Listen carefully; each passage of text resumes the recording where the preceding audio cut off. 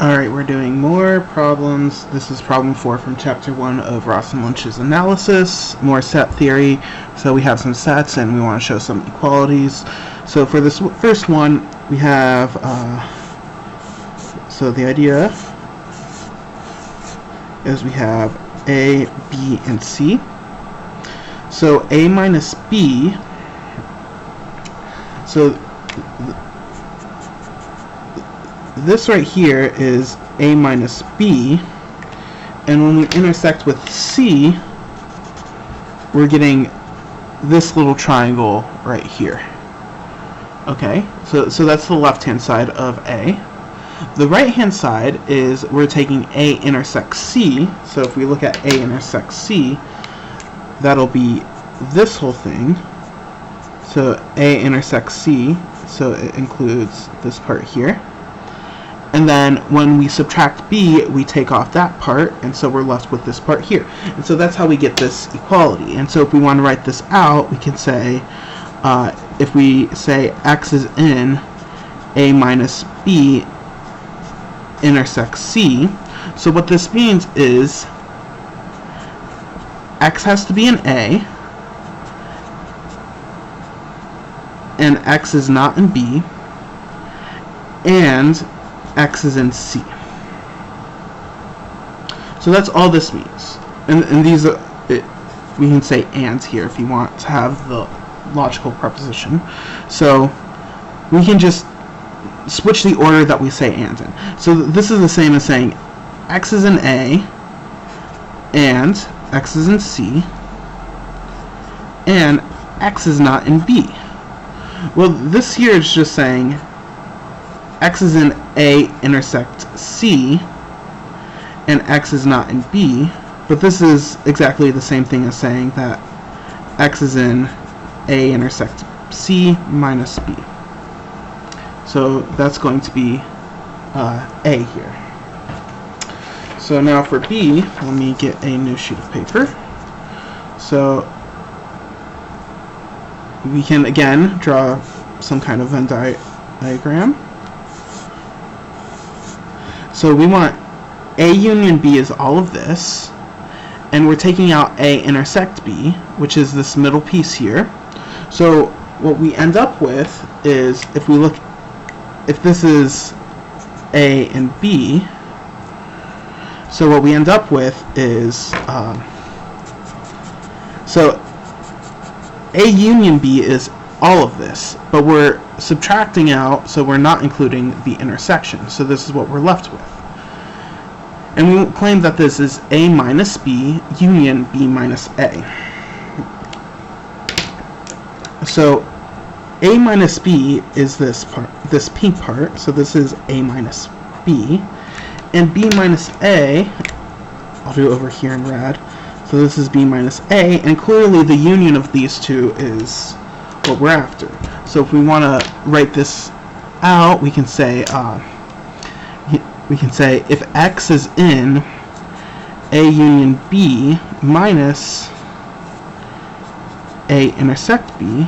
So what this means is, this means x is in A or x is in B, and x is not in A intersect B. So this means x is not in both A and B. So what we're saying is x is in A or x is in B, and but x is not in both A and B. So again, you can rewrite this as saying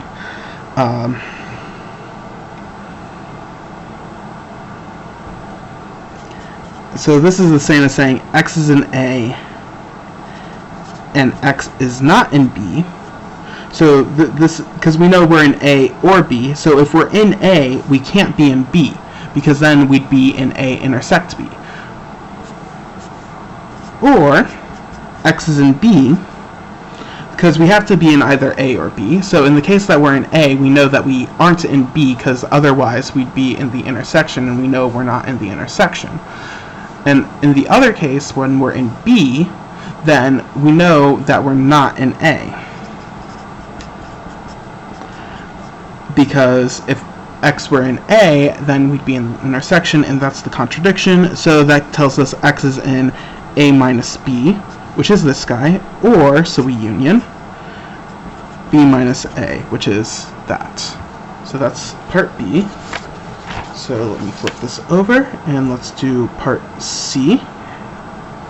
So again, let's draw some kind of Venn diagram. So we have A, B, and C now. So A, B, and C. So we're taking A and we're subtracting B minus C. So what is B minus C? So B minus C will be this. This green stuff is B minus C.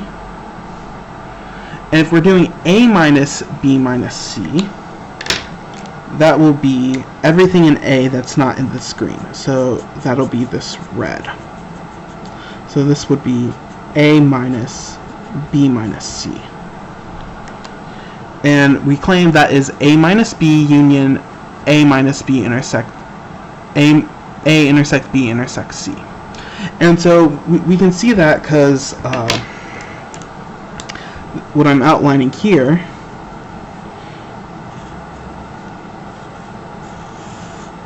so what I just outlined is A minus B, and the thing that's in A minus B minus C that's not in this is exactly the triple intersection. So that's kind of how we can pictorially see this. If we want to write down some argument, we can say, well, if x is in A minus B minus C, then that means x is in A and x is not in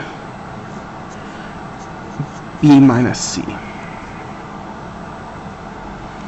So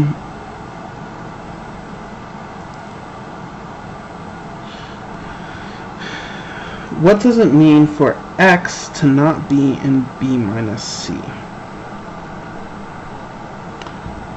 Let's think about this. So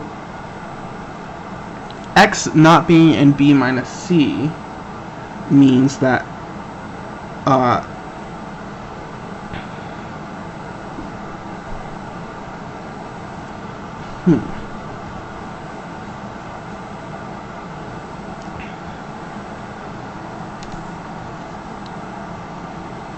So we can write this as x is in A, and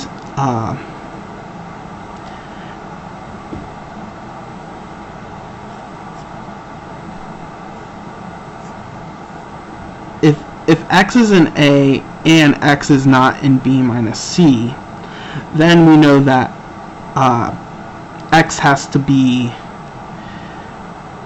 in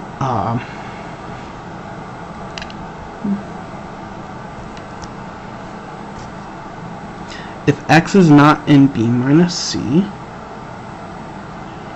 so B minus C,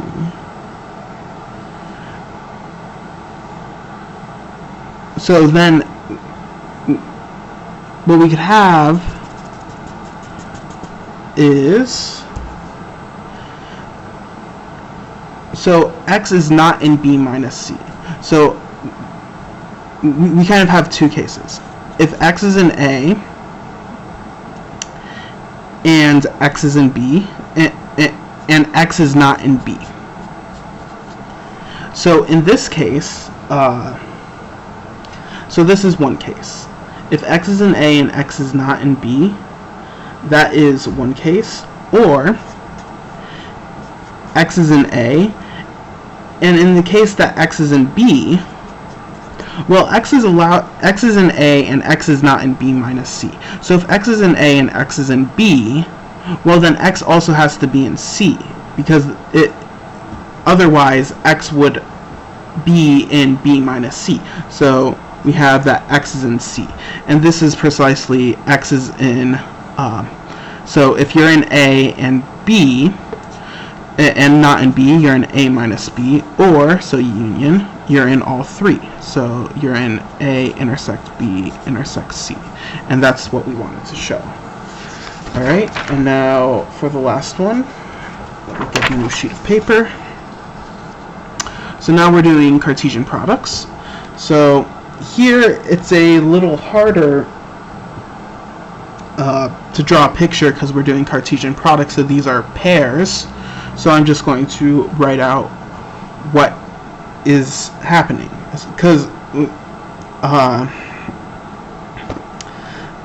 and maybe I'll write these pairs as xy. So say that we have xy is in A minus B cross C.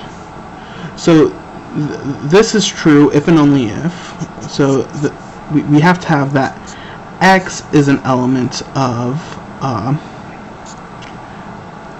A minus B, and y is an element of C. So we claim that this is true. Such a pair is, if we have such a pair, then it's an A cross C minus B cross C. And that's clear because if we have a pair and x is in A minus B and y is in C, then the pair xy, well, so maybe I'll just do a subset argument. So we want to show that this ends up being in A cross C minus B cross C. Well, we know x is in A minus B and y is in C. And so what we really want to show for this subset argument, since we want to show that it's a member of A cross C minus B cross C, is that x comma y is an element of A cross C that's not in B cross C. So we want to show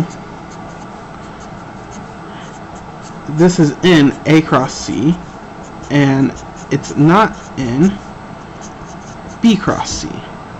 Well, it's not going to be in B cross C because we know x is in A and not in B. And if x were in B, if xy were in B cross C, then namely x would be in B, but that contradicts the fact that x is in A minus B. So this doesn't happen, and so that gives us this subset. And the other way is if we have xy is an element of, say, A cross C minus B cross C, then we know that, well, we have that x has to be in A, and y has to be in, y is in C. But we know, since it's not in B cross C, we also have the condition that x is not in B. But that just means that x, so this is the same as saying x is in A minus B and y is in C. And that's just the same as saying xy is in A minus B cross C. And so that's how you do this problem. Thanks for watching.